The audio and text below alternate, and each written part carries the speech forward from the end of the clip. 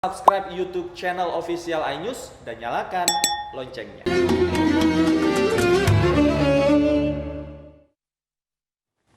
Pemirsa, ratusan warga mengikuti program layanan hapus tato gratis yang diselenggarakan pemerintah Kota Jakarta Timur di area Masjid Baitul Muhyi, kantor Wali Kota Jakarta Timur. Ya, sebelum mengikuti program layanan menghapus tato ini, para peserta diwajibkan untuk mengikuti tes kesehatan yang telah disediakan panitia.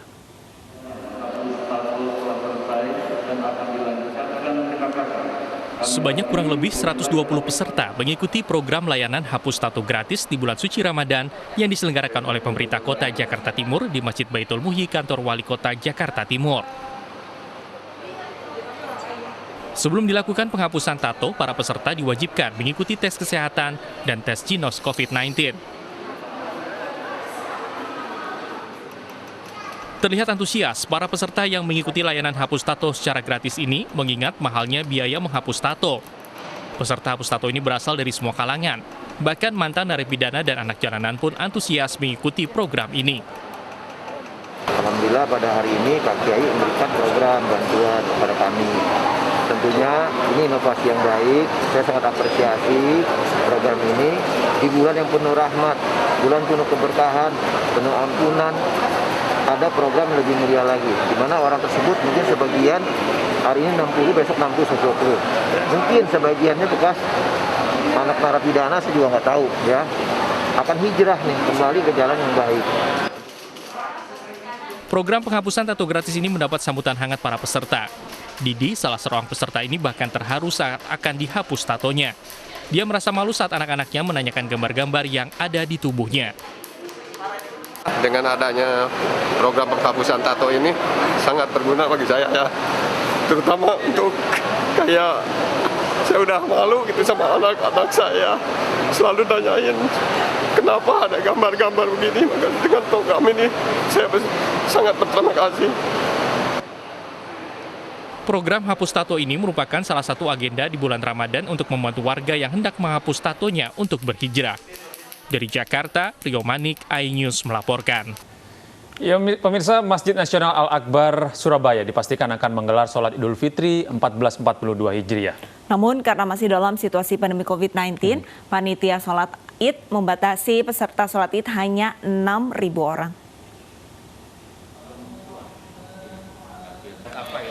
Jumlah peserta sholat Idul Fitri di Masjid Nasional Al-Akbar Surabaya akan dibatasi hanya 6.000 orang.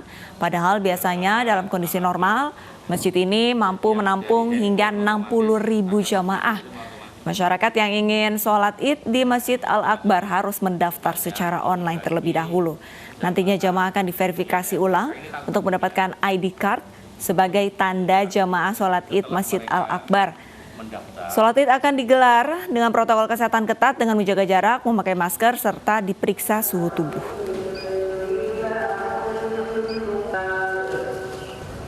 Meski demikian, Al-Akbar harus membatasi jamaah sesuai dengan ketentuan pemerintah. Kalau pemerintah 50%, Al-Akbar justru hanya 15% dari kapasitas Masjid Al-Akbar Surabaya. 15% ini ditandai dengan ID card. Bagaimana cara mendaftarnya? Sangat sederhana.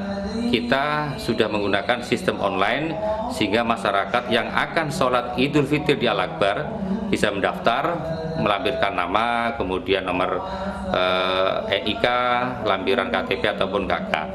Ya, Gede dan pemirsa, ini meskipun pemerintah telah mengeluarkan kebijakan THR yang dibayarkan secara penuh, sebagai perwakilan pengusaha industri tekstil berharap masih bisa mencicil THR melalui mekanisme bipartit. Iya, sementara Menteri Tenaga Kerja Ida Fauzia menerangkan akan ada sanksi bagi perusahaan yang melanggar.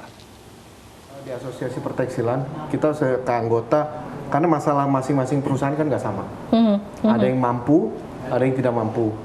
Dan kita juga menyarankan kepada anggota untuk melakukan segera bipartit kepada PUK-nya masing-masing. Masukan dari anggota ke kita, ke asosiasi udah ada beragam.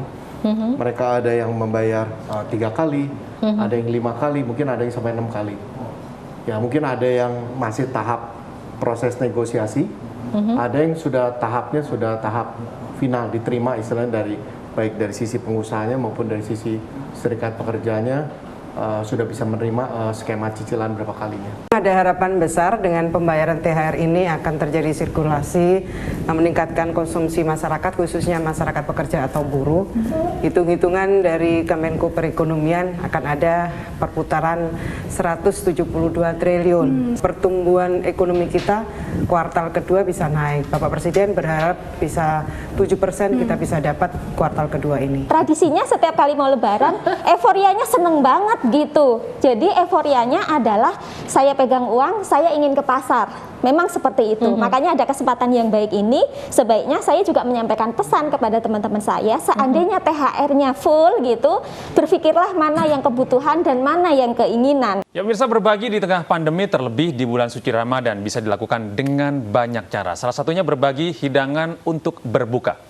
Iya, Gede, dan kali ini sebuah rekor kembali dicatat oleh Museum Rekor Indonesia dengan kategori memasak nasi goreng terbanyak untuk dihidangkan pada saat berbuka puasa. Seperti apa rasanya? Simak informasinya.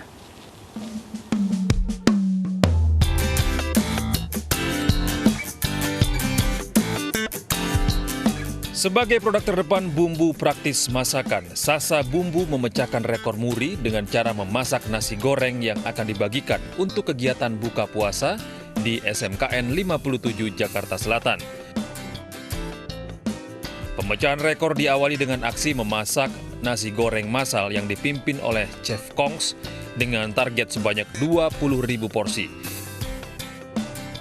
Nasi goreng yang dimasak secara massal ini menggunakan salah satu varian rasa baru, yakni Sasa Bumbu Nasi Goreng Sambal Matah.